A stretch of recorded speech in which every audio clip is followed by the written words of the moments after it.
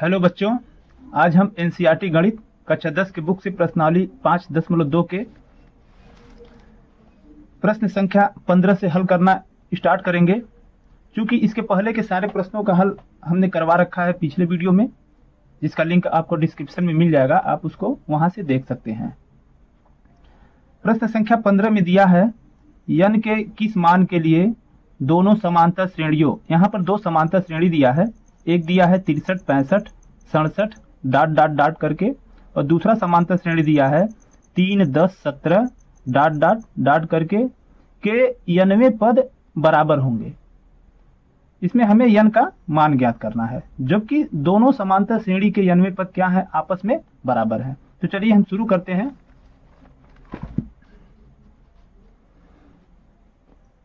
प्रश्न संख्या 15 से यहाँ पर एक समांतर श्रेणी दिया है 63, 65, 67 इस तरीके डॉट डॉट डॉट करके। तो इसमें प्रथम पद क्या है आपका, a बराबर 63 है, और ये d हम निकालते हैं सार्व अंतर, 65 में से 63 को हम घटा देंगे तो यहाँ आपका आएगा 2। ये सार्व अंतर हमें मिल गया। अब इसका nवां पद हम निकालेंगे। nवां पद जो कि होता है फार्मूला हमारा a प्लस ब्रैकेट में n माइनस 1 इंटू डी। तो यहाँ पर a की जगह लिखेंगे हम 63 और प्लस ब्रैकेट में n माइनस 1 इंटू डी की जगह पर हम लिखेंगे 2। इसे हल कर लेते हैं। 63 प्लस 2 का गुणा n में करेंगे तो ये 2n और माइनस 2। 63 में हम 2 को घटा देंगे तो यहाँ पर हमें मिलेगा 61 प्लस 2n। ये जो है पहले समांतर श्रेणी का हमें nवां पद प्राप्त हो गया। अब दूसरे समांतर श्रेणी का nवां पद, दूसरा समांतर श्रेणी हमारा क्या है, 3 है, 10, 17 इस तरीके से ये हमारा समांतर श्रेणी दिया है। इसमें प्रथम पद क्या है, a बराबर 3 है, d बराबर हम निकालेंगे तो 10 में से 3 को घटा देंगे जो कि 7 होगा। अब इसमें हम nवां पद निकालेंगे तो इसका nवां पद क्या होगा, फिर फार्मूला हम लिखेंगे a plus n minus 1 into d. A की जगह लिखेंगे 3 plus n minus 1 into d की जगह लिखेंगे 7। इसको भी हल कर लेते हैं। तो ये 3 प्लस 7 का गुणा n माइनस 1 में करेंगे तो ये 7n माइनस 7 होगा। अब यहाँ पर 7 है माइनस के और ये प्लस के 3 है, तो इसे हम घटा लेंगे तो यहाँ पर मिलेगा 7n माइनस के 4। ये दूसरे समांतर श्रेणी का nवां पद है। तो यहाँ पर प्रश्न में दिया है चूंकि समांतर श्रेणी के nवें पद बराबर है, तो यहाँ पर लिखेंगे चूंकि nवां पद बराबर है। जब ये nवां पद बराबर है तो दोनों श्रेणी का nवां पद हम बराबर रखेंगे, यानी यहाँ पर होगा, इसलिए ये 61 प्लस 2n बराबर ये 7n माइनस 4, ये दोनों आपस में बराबर है। अब यहाँ पर n को एक तरफ लाएंगे और ये 61 और 4 को एक तरफ ले जाएंगे तो यहाँ पर हम लिखेंगे 2n, इसको इधर लाते हैं तो माइनस 7n बराबर इधर माइनस 4 है और 61 को दूसरे तरफ ले जाएंगे तो माइनस ये 61 हो जाएगा। अब यहाँ पर ये 7n में से हम 2n को घटा देंगे क्योंकि ये प्लस के 2n है और ये माइनस के 7n है। यहाँ पर घटेगा तो ये माइनस 5n बराबर, यहाँ दोनों माइनस है, चिन्ह समान है तो दोनों को जोड़ लेंगे। 61 में हम 4 को जोड़ेंगे तो माइनस 65 हो जाएगा। अब यहाँ पर दोनों तरफ माइनस है, माइनस हट जाएगा और 5 को हम पाछांतर करेंगे तो ये n बराबर ये 65/5। 5 से काटेंगे 65 को, ये 13 बार में, तो यहाँ पर n बराबर आपका आ जाएगा n बराबर 13, यानी इसमें कितने कुल 13 पद होंगे, ये आपका आंसर हो जाएगा। अब हम इसके अगले प्रश्न संख्या 16 पर आ जाते हैं, जिसमें दिया है वह AP ज्ञात कीजिए जिसका तीसरा पद 16 है और 7वां पद 5वें पद से 12 अधिक है। हमें वह समांतर श्रेणी ज्ञात करना है जिसका तीसरा पद 16 है और 7वां पद 5वें पद से 12 अधिक है। तो यहाँ पर हम लिखेंगे प्रश्न संख्या ये 16। तो यहाँ पर लिखते हैं एपी का, ये जो समांतर श्रेणी है एपी का तीसरा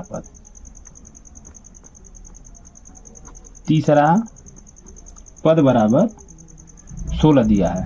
तो तीसरे पद को हम क्या लिखेंगे, a प्लस 2d बराबर 16। इसे हम समीकरण 1 मान लेते हैं, इसको हम समीकरण 1 मानेंगे। फिर यहाँ पे दिया है 7वां पद 5वें पद से 12 अधिक है। यहाँ पर जो है पुनः ये 7वां पद यानी A7 जो है 5वें पद यानी A5 से 12 अधिक है। तो यहाँ पर A7 की जगह पर लिख सकते हैं a प्लस 6d और A5 की जगह पर लिखेंगे a प्लस 4d और प्लस के 12। अब यहाँ पर दोनों तरफ a मिल रहा है तो इसको हम काट देंगे और यहाँ पर ये 6d है, इसको पाँचांतर करेंगे तो माइनस 4d, ये बराबर 12 होगा और ये 6d में से 4d हम घटा देंगे तो यहाँ पे मिलेगा आपको 2d बराबर ये 12 है। 2 को हम पाँचांतर करेंगे यानी d बराबर होगा 12/2, 2 से काटेंगे ये 6 बार में तो यहाँ d बराबर हमें प्राप्त होगा 6। ये आपका सार्व अंतर प्राप्त हो गया। अब ये d बराबर 6 जो है समीकरण 1 में हम मान रख देंगे। तो यहाँ लिखेंगे समीकरण 1 में d बराबर 6 रखने पर, तो समीकरण 1 क्या है आपका, a प्लस 2d बराबर 16। a प्लस 2 गुणे d के जगह पर रखेंगे 6 बराबर 16 और a प्लस 2 का गुणा हम 6 में करेंगे तो ये 12 बराबर 16। a बराबर ये 16 है, 12 को पाँचांतर करेंगे तो माइनस 12, a बराबर 16 में से 12 को घटाएंगे तो 4। ये समांतर श्रेणी का पहला पद निकल गया। तो समांतर श्रेणी अब हम लिखेंगे, यहाँ लिखेंगे अतः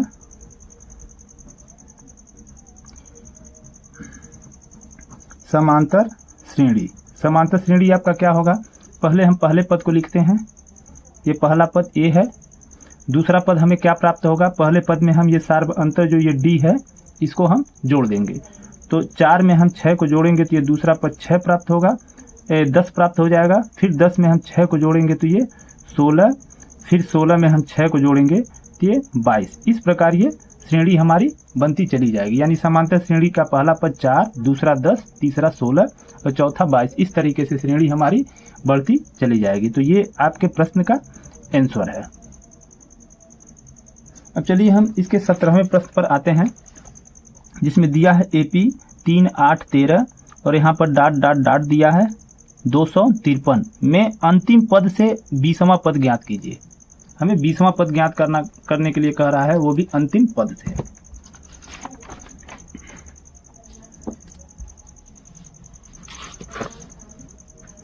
ये है आपका प्रश्न संख्या 17। श्रेणी यहाँ पर क्या दे रखा है, 3, 8, 13 इस तरीके डाट डाट करके 253। तो यहाँ पर हमारा प्रथम पद क्या है, a बराबर है 3 और d बराबर क्या होगा, 8 में से हम 3 को घटा देंगे जो कि हमें प्राप्त होगा 5। अब यहाँ पर हमें निकालेंगे, यहाँ यल बराबर क्या दिया है, यल बराबर है आपका 253। ये हमें अंतिम पद है, यल क्या है आपका अंतिम पद। तो यहाँ पर कह रहा है अंत से, हमें अंत से निकालना है। तो एक फार्मूला होता है अंत से आरवां पद। तो अंत से आरवां पद क्या होता है फार्मूला, यल माइनस 1 इंटू डी। इसके अंत से आरवां पद बराबर यल माइनस, यहाँ पर आर हम लिखेंगे क्योंकि आरवां पद लिखे हैं, तो आर माइनस 1 इंटू डी। अब यल के जगह पर हम क्या लिखेंगे, 253 माइनस आर के जगह पर आर ही रहेगा। यहाँ पर अंत से 20वां पद कह रहा है, जो कि यहाँ पर आर बराबर हम लिख लेते हैं, आर बराबर 20। तो यहाँ पर आर की जगह पर हम 20 लिखेंगे और माइनस 1 इंटू डी के जगह पर लिखेंगे 5। तो 253 माइनस 20 में से 1 को हम घटाएंगे तो ये 19 गुणे 5, यहाँ पर 253, 19 में हम 5 का गुणा करेंगे तो ये 95 प्राप्त होगा। 95 को इसमें से घटा देंगे तो 13 में से 5 निकलेगा 8, 4 बच गया, 14 में से 9 निकलेगा 5 और यहाँ पर ये 1 बच गया। यानी इस श्रेणी के अंत से 20वां पद 158 आंसर होगा। अब हम इसके 18वें प्रश्न पर आ जाते हैं, जिसमें कह रहा है किसी एपी के चौथे और 8वें पदों का योग 24 है तथा छठें और 10वें पदों का योग 44 है। इस एपी के प्रथम 3 पद ज्ञात कीजिए। हमें इस एपी के समांतर श्रेणी के प्रथम 3 पद ज्ञात करना है।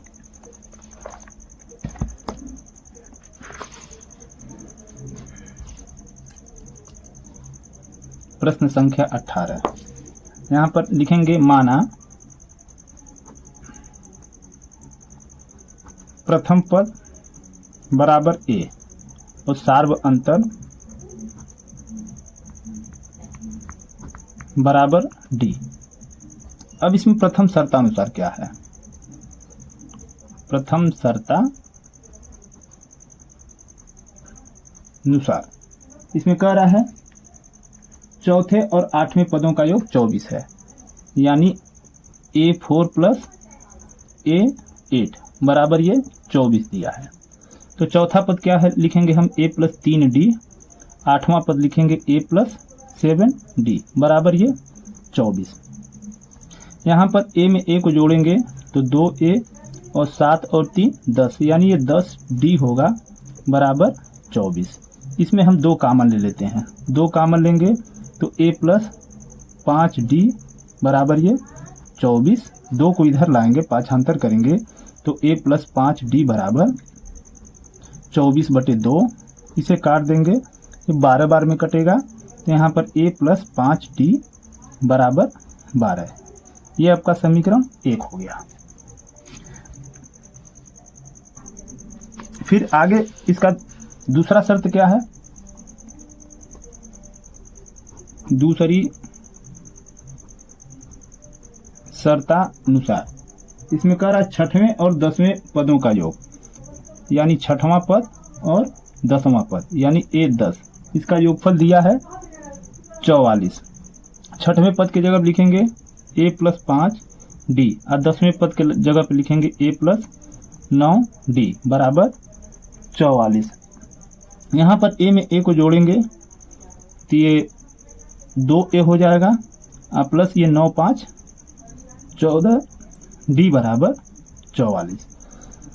यहाँ पर 2 हम कॉमन ले लेते हैं तो ये A प्लस 7D बराबर 44 और 2 को हम पाछांतर करेंगे A प्लस 7D बराबर 44/2। इसे काट देंगे तो ये 22 बार में कटेगा, यानी A प्लस 7D बराबर 22। ये आपका समीकरण 2 हो गया।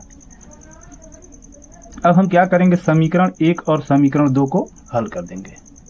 तो समीकरण 2 में से समीकरण 1 को घटाने पर, समीकरण 2 से समीकरण 1 को घटा देंगे तो ये A से A हमारा कट जाएगा। तो यहाँ आप लिखेंगे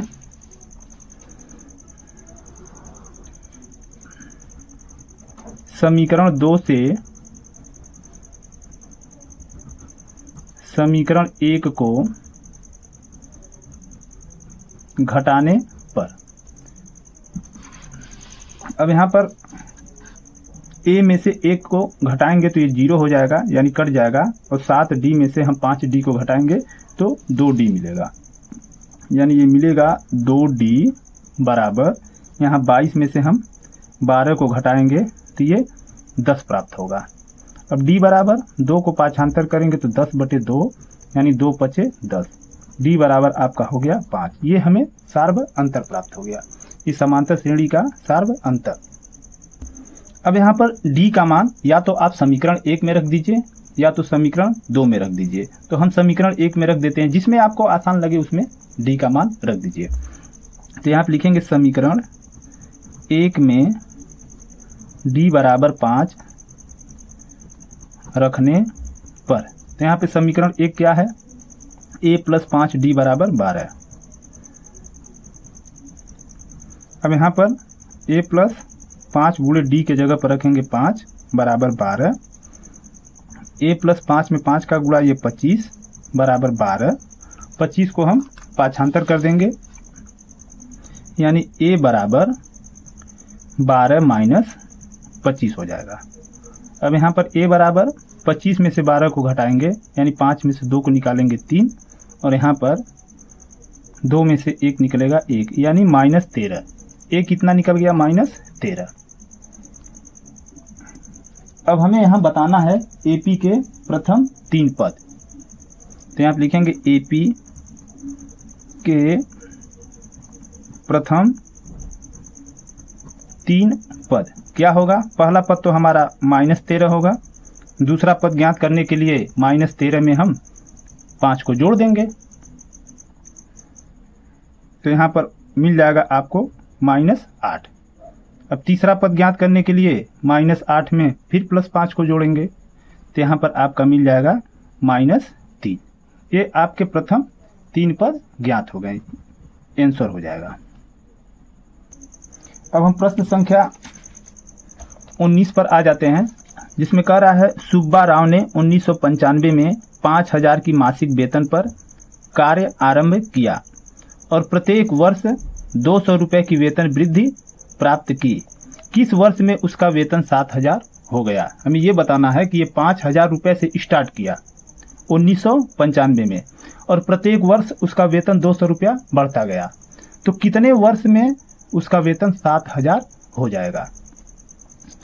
तो यहाँ पर लिखेंगे ये प्रश्न संख्या 19।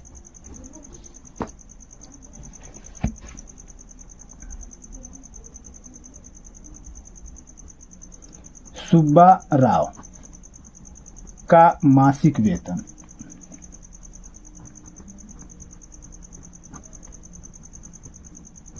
ये जो मासिक वेतन है इसे हम ए से निरूपित करेंगे, क्योंकि इसे हम समांतर श्रेणी का प्रथम पद मानेंगे। मासिक वेतन बराबर 5000 रुपये, और यहाँ पर प्रत्येक वर्ष वेतन में वृद्धि,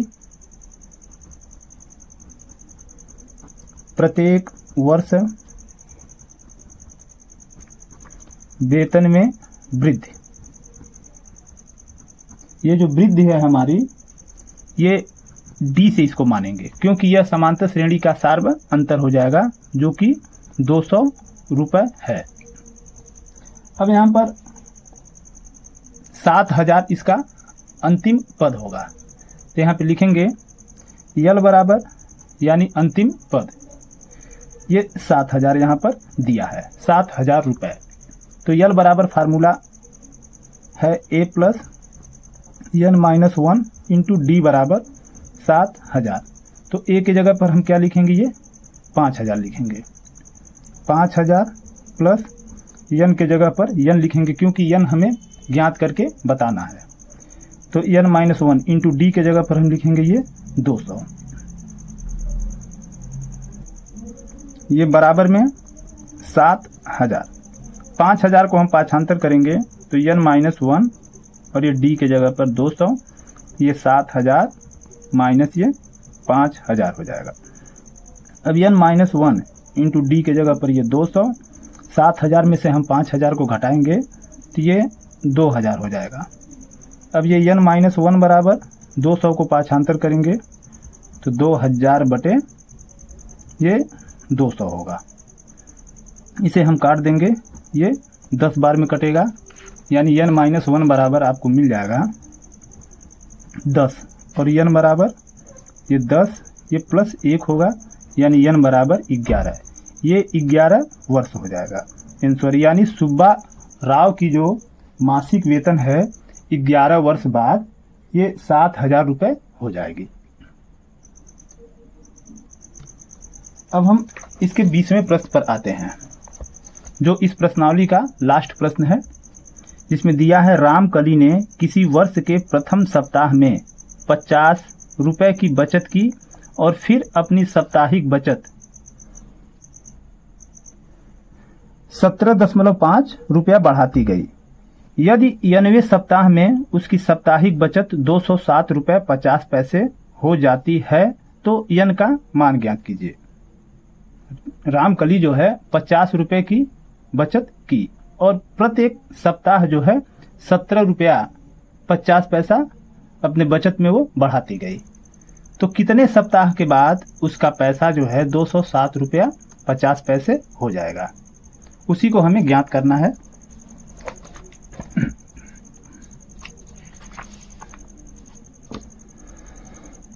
ये प्रश्न संख्या 20 है।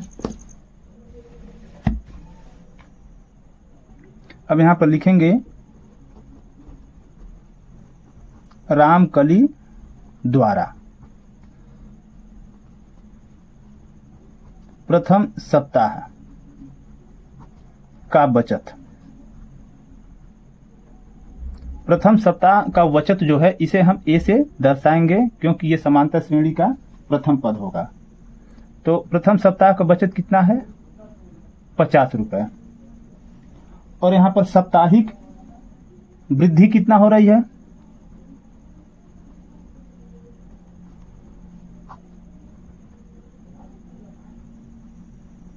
साप्ताहिक वृद्धि, इसे डी से हम निरूपित करेंगे जो कि इसमें दिया है 17 रुपया 50 पैसा। ये इसकी साप्ताहिक वृद्धि है। अब वहां पर कुल बचत इसने कितना की, कुल बचत बराबर 207.50। अब यहाँ पर कुल बचत यानी ये यल है हमारा, इसे हम यल से निरूपित कर सकते हैं। तो यल के जगह पर हम फार्मूला लिखेंगे a plus n minus 1 into D बराबर 207.50। ए के जगह पर हम लिखेंगे 50 plus n minus 1 into D के जगह लिखेंगे 17.5 बराबर 207.50। अब 50 को हम पाँचांतर करेंगे तो ये n माइनस 1 इंटू ये 17.5 बराबर 207.50 और माइनस ये 50। अब ये n माइनस 1 और यहाँ पर 17.5 बराबर, इसमें से हम घटाएंगे तो दशमलव लगाकर 5 जीरो लिख लेंगे और 7 में से ये जीरो निकलेगा 7 और 10 में से 5 निकलेगा 5 और यहाँ 1 बच गया यानी 157.50। अब यहाँ पर n माइनस 1 बराबर ये जो है 17.5 को हम पाँचांतर करेंगे तो 157.50। इसे हम 17.5 को जब नीचे लिखेंगे तो यहाँ पर लिख सकते हैं 17 इसे 5 जीरो हम लिख सकते हैं। अब यहाँ पर देख रहे हैं दशमलव के बाद जो है अंक हमारा समान है तो इसे लिख सकते हैं n माइनस 1 बराबर, ये दशमलव हटा देंगे और ये 1750। अब यहाँ पर 1750 से हम 15,750 को काटेंगे तो ये 9 बार में कट जाएगा।